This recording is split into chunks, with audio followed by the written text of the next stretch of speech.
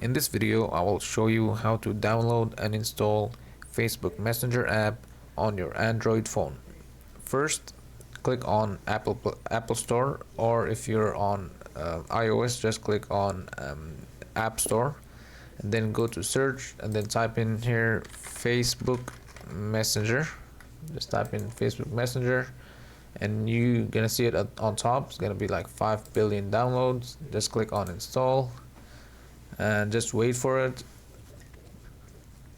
and once it's done you can just exit and you will see the Facebook Messenger app. You can log in and use your account. That's pretty much it for the video. If you found it helpful, please subscribe to the channel. Thanks for watching.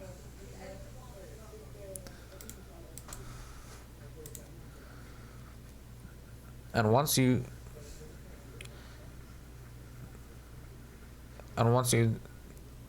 install it, just exit, and then you'll be able to see the Facebook Messenger app.